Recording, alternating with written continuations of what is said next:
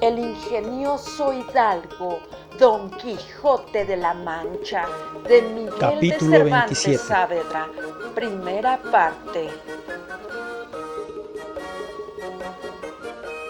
Capítulo 27. De cómo salieron con su intención el cura y el barbero, con otras cosas dignas de que se cuenten en esta grande historia. No le pareció mal al barbero la invención del cura, sino también que luego la pusieron por obra.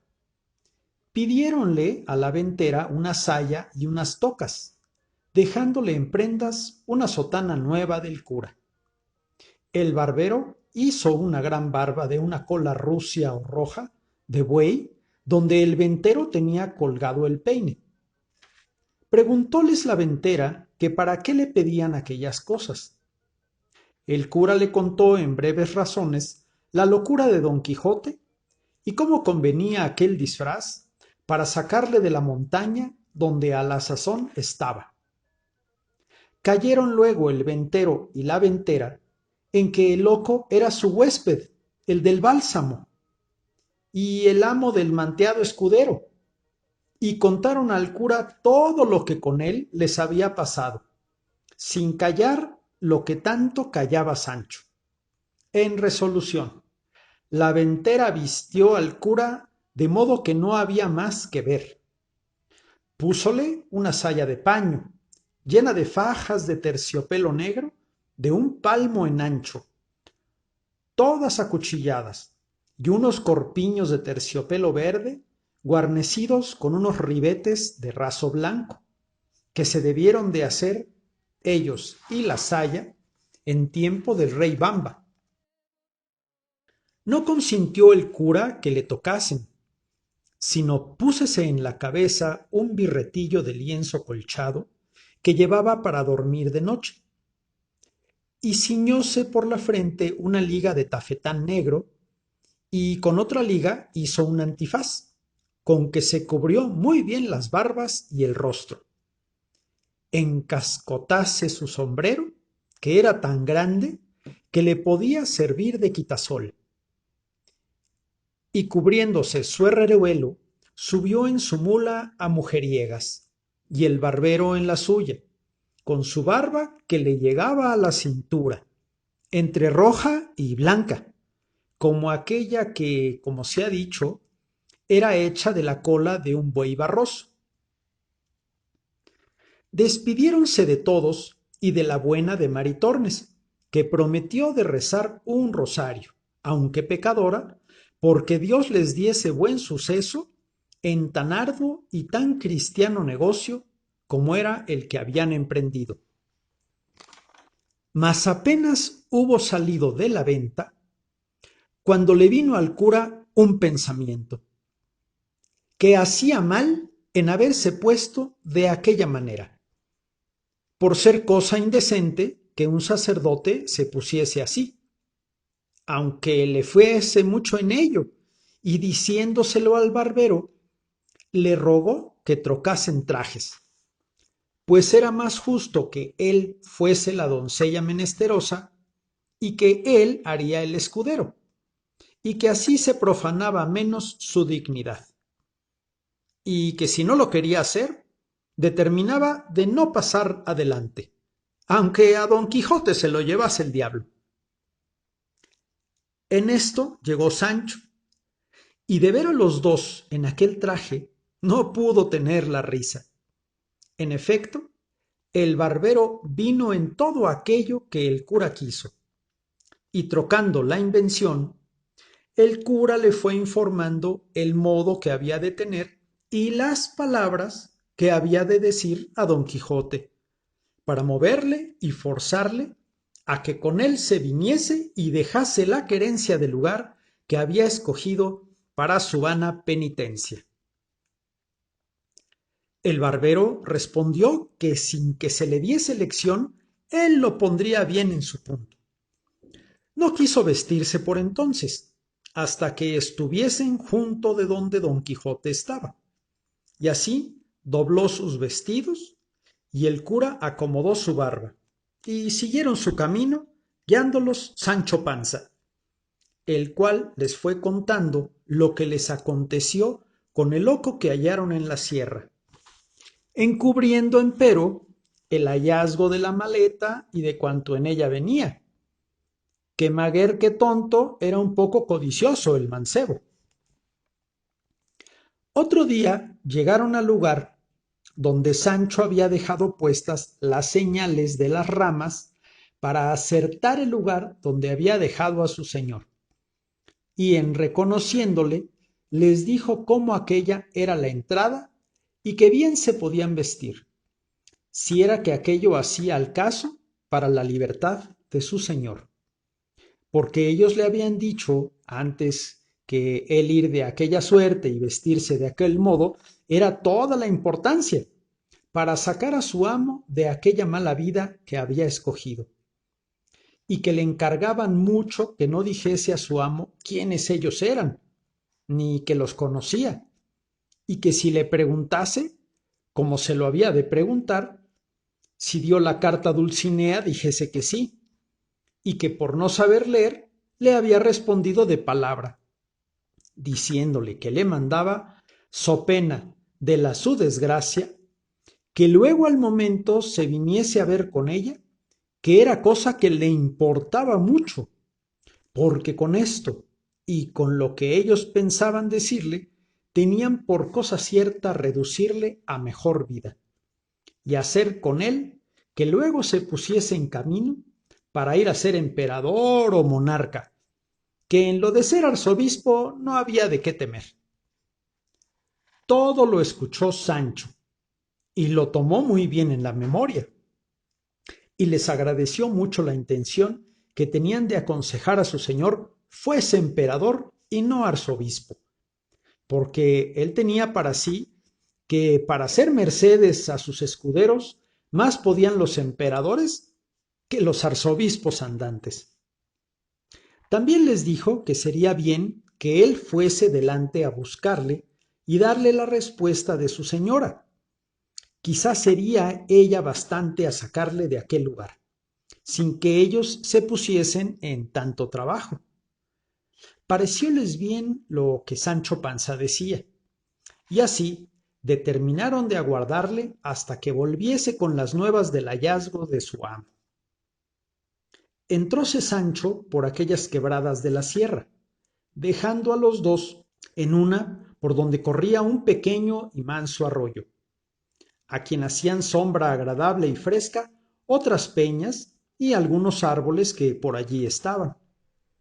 El calor y el día que allí llegaron era de los del mes de agosto, que por aquellas partes suele ser el ardor muy grande. La hora, las 3 de la tarde, todo lo cual hacía al sitio más agradable, y que convidase a que en él esperasen la vuelta de Sancho, como lo hicieron.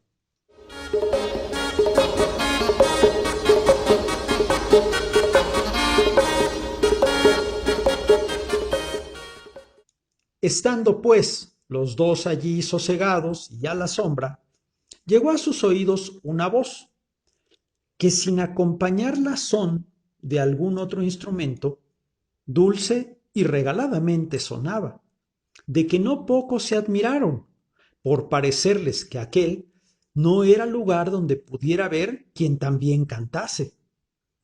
Porque, aunque suele decirse que por las selvas y campos se hallan pastores de voces extremadas, más son encarecimientos de poetas que verdades.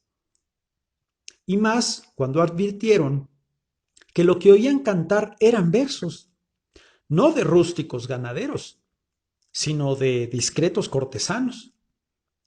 Y confirmó esta verdad haber sido los versos que oyeron estos.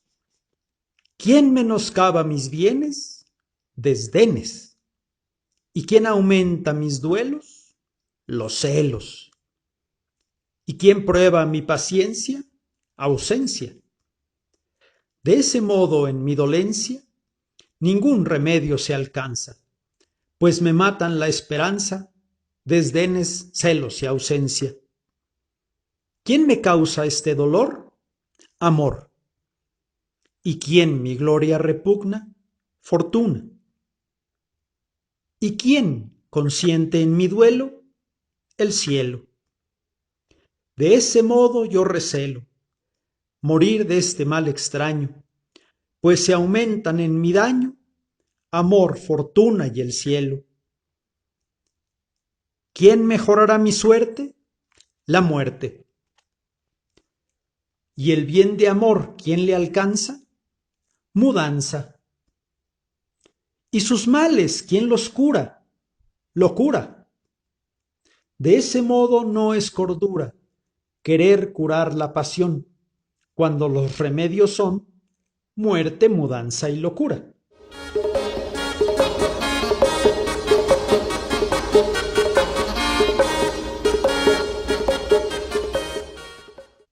La hora, el tiempo, la soledad, la voz y la destreza del que cantaba causó admiración y contento en los dos oyentes, los cuales se estuvieron quedos, esperando si otra alguna cosa oían, pero viendo que duraba algún tanto el silencio, determinaron de salir a buscar el músico que con tan buena voz cantaba, y queriéndolo poner en efecto, hizo la misma voz que no se moviesen, la cual llegó de nuevo a sus oídos, cantando este soneto. Soneto. Santa amistad que con ligeras alas, tu apariencia quedándose en el suelo, entre benditas almas en el cielo, subiste alegre a las empíreas alas. Desde allá, cuando quieres, no señalas la justa paz cubierta con un velo, por quien a veces se trasluce el celo de buenas obras que a la fin son malas. Deja el cielo, oh amistad, o no permitas que el engaño se vista tu librea, con que destruya la intención sincera, que si tus apariencias no le quitas, presto ha de verse el mundo en la pelea de la discorde confusión primera. El canto se acabó con un profundo suspiro, y los dos con atención volvieron a esperar si más se cantaba. Pero viendo que la música se había vuelto en sollozos y en lastimeros ayes, acordaron de saber quién era el triste tan extremado en la voz como doloroso en los gemidos. Y no anduvieron mucho cuando, al volver de una punta de una peña, vieron a un hombre del mismo talle y figura que Sancho Panza les había pintado cuando les contó el cuento de Cardenio, el cual hombre, cuando los vio, sin sobresaltarse, estuvo quedo, con la cabeza inclinada sobre el pecho, a guisa de hombre pensativo, sin alzar los ojos a mirarlos más de la vez primera, cuando de improviso llegaron.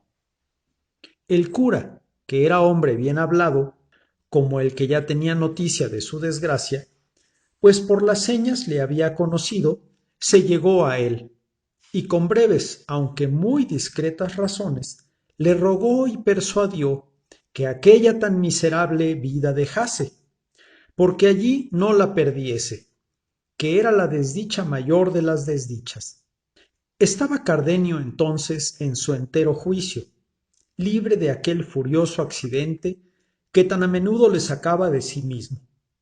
Y así, viendo a los dos en traje tan no usado de los que por aquellas soledades andaban, no dejó de admirarse algún tanto, y más cuando oyó que le habían hablado en su negocio, como en cosa sabida, porque las razones que el cura le dijo así lo dieron a entender, y así respondió de esta manera.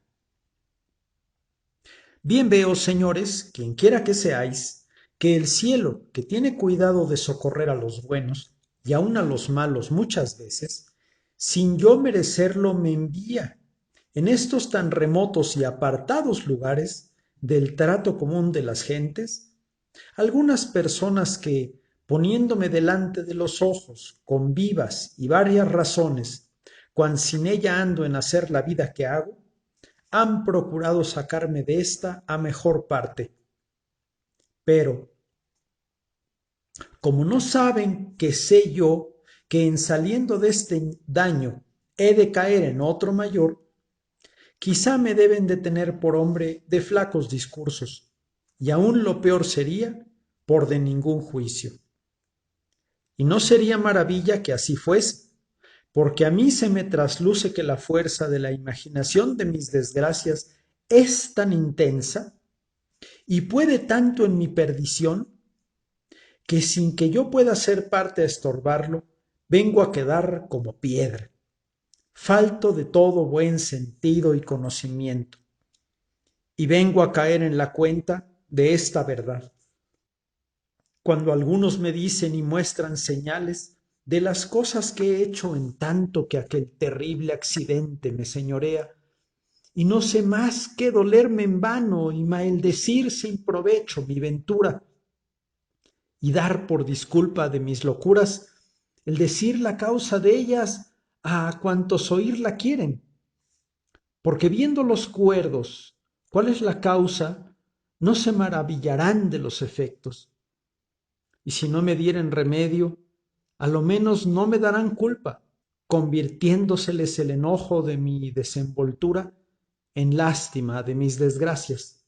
Y si es que vosotros, señores, venís con la misma intención que otros han venido, antes que paséis adelante en vuestras discretas persuasiones, os ruego que escuchéis el cuento que no le tiene de mis desventuras, porque quizá después de entendido ahorraréis del trabajo que tomaréis en consolar un mal que de todo consuelo es incapaz.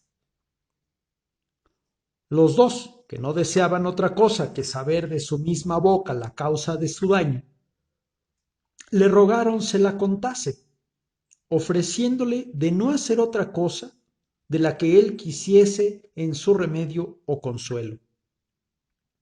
Y con esto el triste caballero comenzó su lastimera historia, casi por las mismas palabras y pasos que la había contado a don Quijote y al cabrero pocos días atrás, cuando por ocasión del maestro Elisabat y puntualidad de don Quijote en guardar el decoro a la caballería, se quedó el cuento imperfecto, como la historia lo deja contado. Pero ahora quiso la buena suerte que se detuvo el accidente de la locura y le dio lugar de contarlo hasta el fin. Y así, llegando al paso del billete que había hallado don Fernando entre el libro de Amadís de Gaula, dijo Cardenio que le tenía bien en la memoria y que decía de esta manera: Lucinda a Cardenio.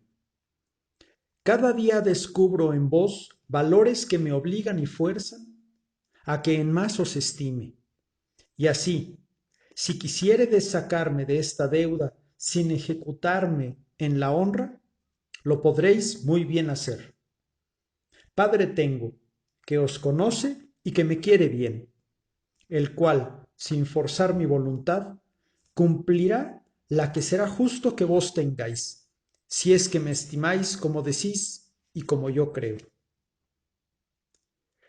Por ese billete me moví a pedir a Lucinda por esposa, como ya os he contado, y este fue por quien quedó Lucinda en la opinión de don Fernando por una de las más discretas y avisadas mujeres de su tiempo. Y este billete fue el que le puso en deseo de destruirme antes que el mío se efectuase.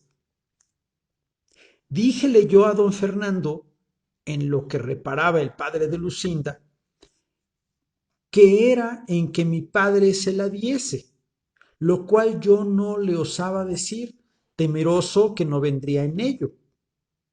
No porque no tuviese bien conocida la calidad, bondad, virtud y hermosura de Lucinda, y que tenía partes bastantes para ennoblecer cualquier otro linaje de España, sino porque yo entendía de él que deseaba que no me casase tan presto, hasta ver lo que el duque Ricardo hacía conmigo.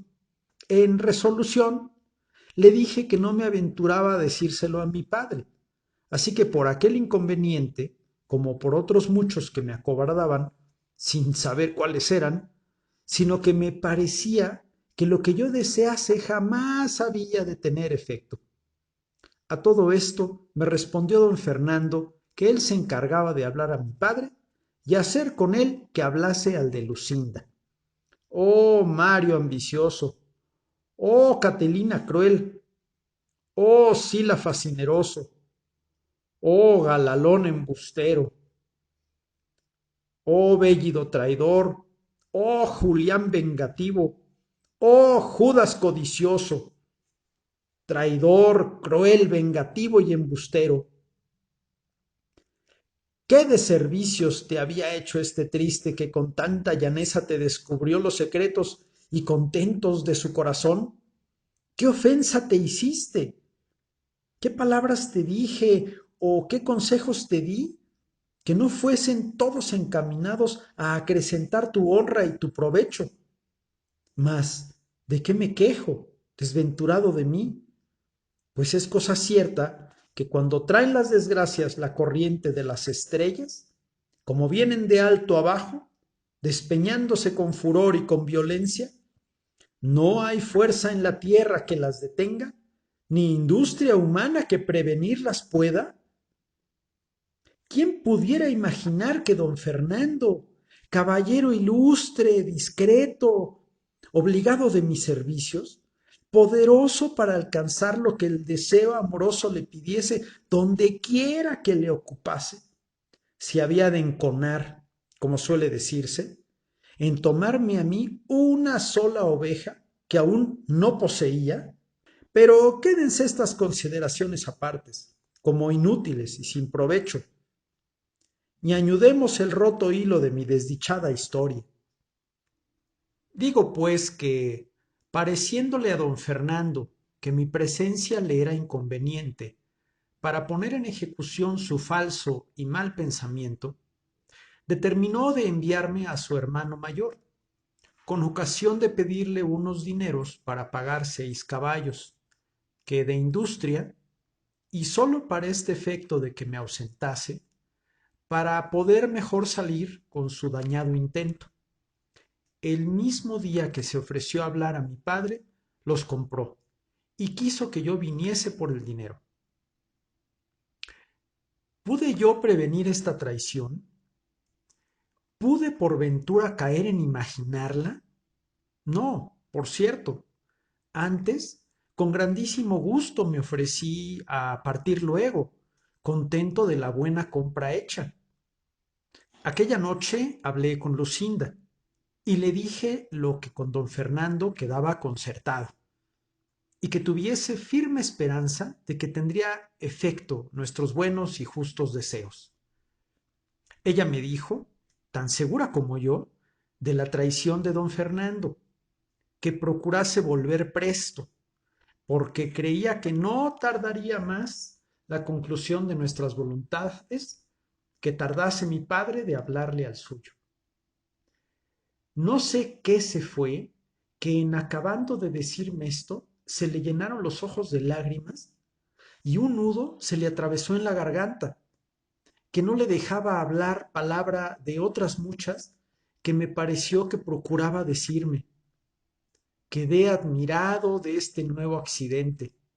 Hasta allí jamás en ella visto, porque siempre nos hablábamos las veces que la buena fortuna y mi diligencia lo concedía, con todo regocijo y contento, sin mezclar en nuestras pláticas lágrimas, suspiros, celos, sospechas o temores. Todo era engrandecer yo mi ventura por habérmela dado el cielo por señora. Exageraba su belleza, admirábame de su valor y entendimiento. Volvíame ella el recambio, alabando en mí lo que, como enamorada, le parecía digno de alabanza. Con esto nos contábamos 100,000 niñerías y acaecimientos de nuestros vecinos y conocidos, y a lo que más se extendía mi desenvoltura era a tomarle, casi por fuerza, una de sus bellas y blancas manos y llegarla a mi boca según daba lugar la estrecheza de una baja reja que nos dividía. Pero la noche que precedió al triste día de mi partida, ella lloró, gimió y suspiró y se fue, y me dejó lleno de confusión y sobresalto, espantado de haber visto tan nuevas y tan tristes muestras de dolor y sentimiento en Lucinda, pero no por destruir mis esperanzas. Todo lo atribuí a la fuerza del amor que me tenía y al dolor que suele causar la ausencia en los que bien se quieren. En fin, yo me partí triste y pensativo, llena el alma de imaginaciones y sospechas, sin saber lo que sospechaba ni imaginaba, claros indicios que me mostraban el triste suceso y desventura que me estaba guardada. Llegué al lugar donde era enviado, di las cartas al hermano de don Fernando, fui bien recibido, pero no bien despachado, porque me mandó a guardar, bien a mi disgusto, 8 días, y en parte donde el duque su padre no me viese, porque su hermano le escribía que le enviase cierto dinero sin su sabiduría, y todo fue invención del falso don Fernando, pues no le faltaba a su hermano dineros para despacharme luego. Orden y mandato fue este que me puso en condición de no obedecerle, por parecerme imposible sustentar tantos días la vida en la ausencia de Lucinda, y más habiéndola dejado con la tristeza que os he contado. Pero con todo esto obedecí como buen criado, aunque veía que había de ser a costa de mi salud. Pero a los 4 días que allí llegué, llegó un hombre en mi busca con una carta que me dio, que en el sobrescrito conocí ser de Lucinda, porque la letra de él era suya. Abríla temeroso y con sobresalto, creyendo que cosa grande debía de ser la que la había movido a escribirme estando ausente, pues presente pocas veces lo hacía. Preguntéle al hombre antes de leerla quién se la había dado y el tiempo que había tardado en el camino. Díjome que acaso, pasando por una calle de la ciudad a la hora de mediodía, una señora muy hermosa le llamó desde una ventana, los ojos llenos de lágrimas, y que con mucha priesa le dijo: Hermano, si sois cristiano como parecéis, por amor de Dios os ruego que encaminéis luego esta carta al lugar y a la persona que dice el sobrescrito, que todo es bien conocido, y en ello haréis un gran servicio a nuestro Señor, y para que no os falte comodidad de poderlo hacer, tomad lo que va en este pañuelo. Y diciendo esto, me arrojó por la ventana un pañuelo, donde venían atados 100 reales y esta sortija de oro que aquí traigo, con esa carta que os he dado. Y luego, sin aguardar respuesta mía, se quitó de la ventana, aunque primero vio cómo yo tomé la carta y el pañuelo, y por señas le dije que haría lo que me mandaba. Y así, viéndome tan bien pagado del trabajo que podía tomar en traérosla, y conociendo por el sobrescrito que era Desbosa quien se enviaba, porque yo, señor, os conozco muy bien, y obligado asimismo de las lágrimas de aquella hermosa señora, determiné de no fiarme de otra persona, sino venir yo mismo a dárosla. Y en 16 horas que se me dio, he hecho el camino, que sabéis que es de 18 leguas. En tanto que el agradecido y nuevo correo esto me decía, estaba yo colgado de sus palabras, temblándome las piernas, de manera que apenas podía sostenerme. En efecto, abrí la carta y vi que contenía estas razones. La palabra que don Fernando os dio de hablar a vuestro padre para que hablase al mío, la ha cumplido más en su gusto que en vuestro provecho.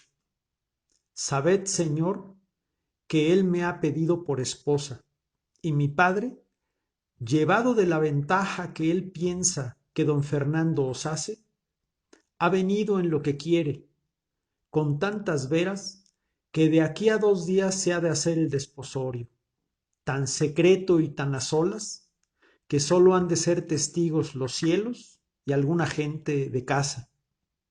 Cual yo quedo, imaginadlo, si os cumple venir, veldo. Si os quiero bien o mal, el suceso de este negocio os lo dará a entender.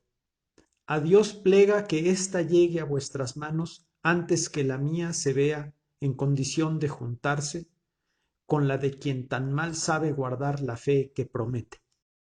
Estas, en suma, fueron las razones que la carta contenía y las que me hicieron poner luego en camino, sin esperar otra respuesta ni otros dineros, que bien claro conocí entonces que no la compra de los caballos, sino la de su gusto, había movido a don Fernando a enviarme a su hermano.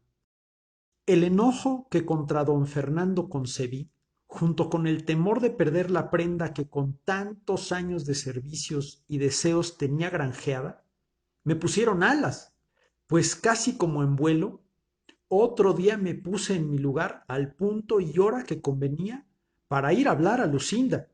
Entré secreto y dejé una mula en que venía en casa del buen hombre que me había llevado la carta. Y quiso la suerte que entonces la tuviese tan buena que hallé a Lucinda puesta a la reja, testigo de nuestros amores. Conocióme Lucinda luego y conocíla yo, mas no como debía ella conocerme y yo conocerla. Pero ¿quién hay en el mundo que se pueda alabar que ha penetrado y sabido el confuso pensamiento y condición mudable de una mujer? Ninguno, por cierto. Digo pues que así como Lucinda me vio, me dijo: Cardenio, de boda estoy vestida. Ya me están aguardando en la sala don Fernando el traidor y mi padre el codicioso, con otros testigos, que antes lo serán de mi muerte que de mi desposorio. No te turbes, amigo, sino procura hallarte presente a este sacrificio, el cual si no pudiere ser estorbado de mis razones, una daga llevo escondida que podrá estorbar más determinadas fuerzas, dando fin a mi vida y principio a que conozcas la voluntad que te he tenido y tengo. Yo le respondí, turbado y apriesa, temeroso no me faltase lugar para responderla. Hagan, señora, tus obras verdaderas tus palabras, que si tú llevas daga para acreditarte, aquí llevo yo espada para defenderte con ella, o para matarme si la suerte nos fuere contraria. No creo que pudo oír todas estas razones, porque sentí que la llamaban apriesa, porque el desposado aguardaba. Cerróse con esto la noche de mi tristeza, púsome el sol de mi alegría, quedé sin luz en los ojos y sin discurso en el entendimiento. No acertaba a entrar en su casa, ni podía moverme a parte alguna, pero considerando cuánto importaba mi presencia para lo que suceder pudiese en aquel caso, me animé lo más que pude y entré en su casa. Y como ya sabía muy bien todas sus entradas y salidas, y más con el alboroto que de secreto en ella andaba, nadie me echó de ver. Así que sin ser visto, tuve lugar de ponerme en el hueco que hacía una ventana de la misma sala, que con las puntas y remates de 2 tapices se cubría, por entre las cuales podía yo ver sin ser visto todo cuanto en la sala se hacía.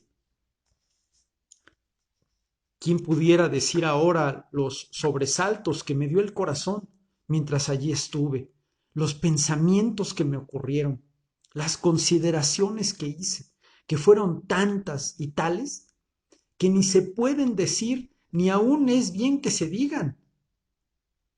Basta que sepáis que el desposado entró en la sala sin otro adorno que los mismos vestidos ordinarios que solía. Traía por padrino a un primo hermano de Lucinda, y en toda la sala no había persona de fuera, sino los criados de casa. De allí a un poco salió de una recámara Lucinda, acompañada de su madre y de dos doncellas suyas, tan bien aderezada y compuesta como su calidad y hermosura merecían, y como quien era la perfección de la gala y bizarría cortesana. No me dio lugar mi suspensión y arrobamiento para que mirase y notase en particular lo que traía vestido. Solo pude advertir los colores, que eran encarnado y blanco, y en las vislumbres que las piedras y joyas del tocado y de todo el vestido hacían, a todo lo cual se aventajaba la belleza singular de sus hermosos y rubios cabellos, tales que en competencia de las preciosas piedras y de las luces de 4 hachas que en la sala estaban, la suya con más resplendor a los ojos ofrecían. Oh memoria enemiga mortal de mi descanso, ¿de qué sirve representarme ahora la incomparable belleza de aquella adorada enemiga mía? ¿No será mejor, cruel memoria, que me acuerdes y representes lo que entonces hizo, para que, movido de tan manifiesto agravio, procure, ya que no la venganza, a lo menos perder la vida? No os canséis, señores, de oír estas digresiones que hago, que no es mi pena de aquellas que puedan ni deban contarse sucintamente y de paso, pues cada circunstancia suya me parece a mí que es digna de un largo discurso. A esto le respondió el cura, que no sólo no se cansaba de oírle, sino que le daba mucho gusto las menudencias que contaba, por ser tales que merecían no pasarse en silencio, y la misma atención que lo principal del cuento. Digo, pues, prosiguió Cardenio, que estando todos en la sala, entró el cura de la parroquia y tomando a los dos por la mano para hacer lo que en tal acto se requiere, al decir: ¿Queréis, señora Lucinda, al señor don Fernando que está presente, por vuestro legítimo esposo, como lo manda la Santa Madre Iglesia? Yo saqué toda la cabeza y cuello de entre los tapices y con atentísimos oídos y alma turbada me puse a escuchar lo que Lucinda respondía, esperando de su respuesta la sentencia de mi muerte o la confirmación de mi vida. Oh, quién se atreviera a salir entonces diciendo a voces: ah, Lucinda, Lucinda, mira lo que haces, considera lo que me debes, mira que eres mía y que no puedes ser de otro. Advierte que el decir tu sí y el acabarme la vida ha de ser todo a un punto. Ah, traidor don Fernando, robador de mi gloria, muerte de mi vida, ¿qué quieres? ¿Qué pretendes? Considera que no puedes cristianamente llegar al fin de tus deseos, porque Lucinda es mi esposa y yo soy su marido. Ah, loco de mí. Ahora que estoy ausente y lejos del peligro, digo que había de hacer lo que no hice. Ahora que dejé robar mi cara prenda, maldigo al robador, de quien pudiera vengarme si tuviera corazón para ello, como le tengo para quejarme. En fin, pues fui entonces cobarde y necio. No es mucho que muera ahora corrido, arrepentido y loco. Estaba esperando el cura la respuesta de Lucinda, que se detuvo un buen espacio en darla, y cuando yo pensé que sacaba la daga para acreditarse o desataba la lengua para decir alguna verdad o desengaño que en mi provecho redundase, oigo que dijo con voz desmayada y flaca: sí quiero. Y lo mismo dijo don Fernando. Dándole el anillo, quedaron en disoluble nudo ligados. Llegó el desposado a abrazar a su esposa y ella, poniéndose la mano sobre el corazón, cayó desmayada en los brazos de su madre. Resta ahora decir cuál quedé yo viendo en el sí que había oído burladas mis esperanzas, falsas las palabras y promesas de Lucinda, imposibilitado de cobrar en algún tiempo el bien que en aquel instante había perdido. Quedé falto de consejo, desamparado, a mi parecer, de todo el cielo, hecho enemigo de la tierra que me sustentaba, negándome el aire aliento para mis suspiros y el agua humor para mis ojos. Sólo el fuego se acrecentó, de manera que todo ardía de rabia y de celos. Alborotáronse todos con el desmayo de Lucinda, y desabrochándole su madre el pecho para que le diese el aire, se descubrió en él un papel cerrado que don Fernando tomó luego y se lo puso a leer a la luz de una de las hachas. Y en acabando de leerle, se sentó en una silla y se puso la mano en la mejilla, con muestras de hombre muy pensativo, sin acudir a los remedios que a su esposa se hacían para que del desmayo volviese.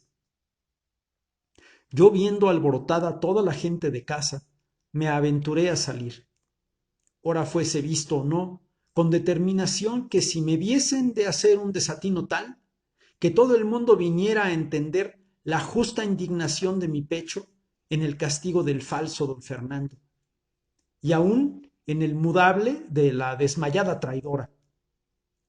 Pero mi suerte, que para mayores males, si es posible que los haya, me debe tener guardado, ordenó que en aquel punto me sobrase el entendimiento que después acá me ha faltado, y así, sin querer tomar venganza de mis mayores enemigos, que por estar tan sin pensamiento mío fue fácil tomarla, quise tomarla de mí mismo y ejecutar en mí la pena que ellos merecían, y aun quizá con más rigor del que con ellos se usara, si entonces les diera muerte, pues la que se recibe repentina presto acaba la pena, mas la que se dilata con tormentos siempre mata sin acabar la vida.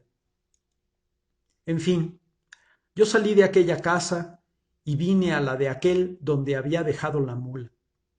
Hice que me la ensillase, sin despedirme de él subí en ella y salí de la ciudad, sin osar, como otro Lot, volver el rostro a mirarla, y cuando me vi en el campo solo, y que la escuridad de la noche me encubría y su silencio convidaba a quejarme, sin respeto o miedo de ser escuchado ni conocido, solté la voz y desaté la lengua en tantas maldiciones de Lucinda y de don Fernando, como si con ellas satisficiera el agravio que me habían hecho.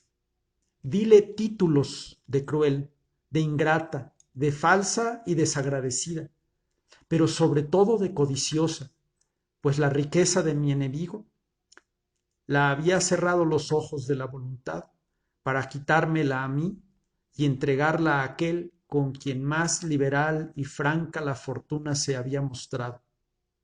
Y en mitad de la fuga de estas maldiciones y vituperios, la disculpaba diciendo que no era mucho, que una doncella recogida en casa de sus padres, hecha y acostumbrada siempre a obedecerlos, hubiese querido condescender con su gusto, pues le daban por esposo a un caballero tan principal, tan rico y tan gentil hombre, que a no querer recibirle se podía pensar o que no tenía juicio o que en otra parte tenía la voluntad, cosa que redundaba tan en perjuicio de su buena opinión y fama.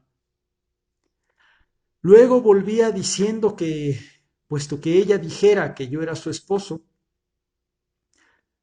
vieran ellos que no había hecho en escogerme tan mala elección, que no la disculparan, pues antes de ofrecérseles don Fernando, no pudieran ellos mismos acertar a desear, si con razón midiesen su deseo, otro mejor que yo para esposo de su hija, y que bien pudiera ella, antes de ponerse en el trance forzoso y último de dar la mano, decir que ya yo le había dado la mía.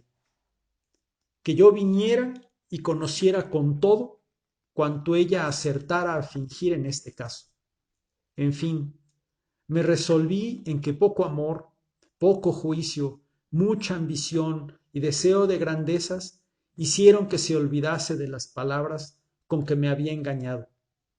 Entretenido y sustentado en mis firmes esperanzas y honestos deseos. Con estas voces y con esta inquietud, caminé lo que quedaba de aquella noche y di al amanecer en una entrada de estas sierras, por las cuales caminé otros 3 días, sin senda ni camino alguno, hasta que vine a parar a unos prados que no sé a qué mano de estas montañas caen, y allí pregunté a unos ganaderos que hacia dónde era lo más áspero de estas sierras. Dijéronme que hacia esta parte. Luego me encaminé a ella, con intención de acabar aquí la vida.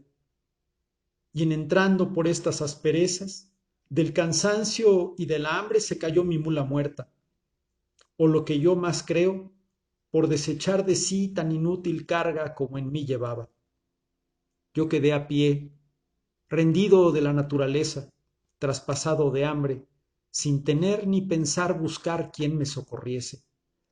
De aquella manera estuve no sé qué tiempo, tendido en el suelo, al cabo del cual me levanté sin hambre y hallé junto a mí unos cabreros, que sin duda debieron ser lo que mi necesidad remediaron, porque ellos me dijeron de la manera que me habían hallado y cómo estaba diciendo tantos disparates y desatinos que daba indicios claros de haber perdido el juicio.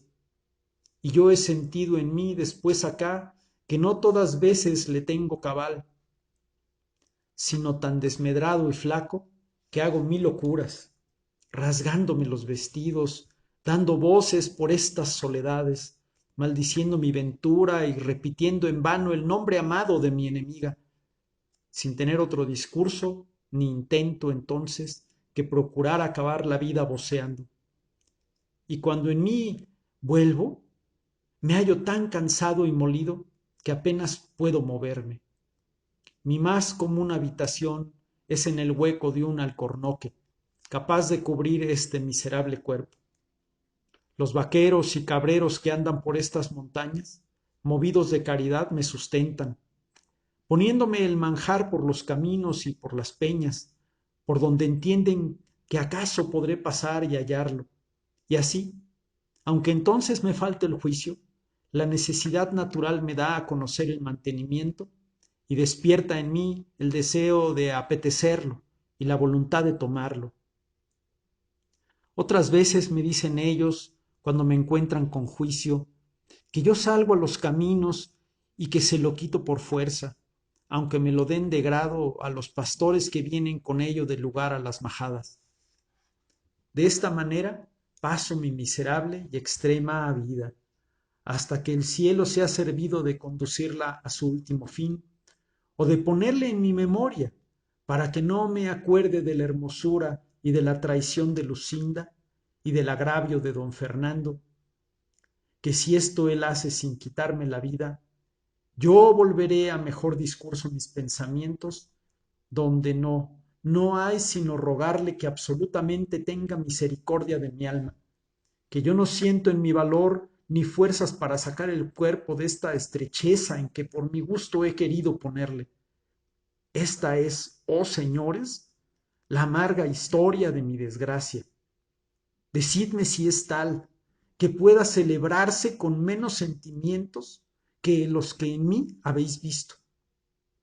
Y no os canséis en persuadirme ni aconsejarme lo que la razón os dijere, que puede ser bueno para mi remedio, porque ha de aprovechar conmigo lo que aprovecha la medicina recetada de famoso médico al enfermo que recibir no la quiere. Yo no quiero salud sin Lucinda, y pues ella gustó de ser ajena, siendo o debiendo ser mía. Guste yo de ser de la desventura, pudiendo haber sido de la buena dicha. Ella quiso con su mudanza hacer estable mi perdición, yo querré, con procurar perderme, hacer contenta su voluntad. Y será ejemplo a los porvenir de que a mí solo faltó lo que a todos los desdichados sobra, a los cuales suele ser consuelo la imposibilidad de tenerle, y en mí es causa de mayores sentimientos y males, porque aún pienso que no se han de acabar con la muerte. Aquí dio fin Cardenio a su larga plática, y tan desdichada como amorosa historia, y al tiempo que el cura se prevenía para decirle algunas razones de consuelo, le suspendió una voz que llegó a sus oídos, que en lastimados acentos oyeron que decía lo que se dirá en la cuarta parte de esta narración, que en este punto dio fin a la tercera el sabio y atento historiador Cide Hamete Benengeli. Guárdame las vacas, cariñejo y besarte. Sociedad Cervantina de México. Que yo te las guardo. Los invitamos a suscribirse al canal.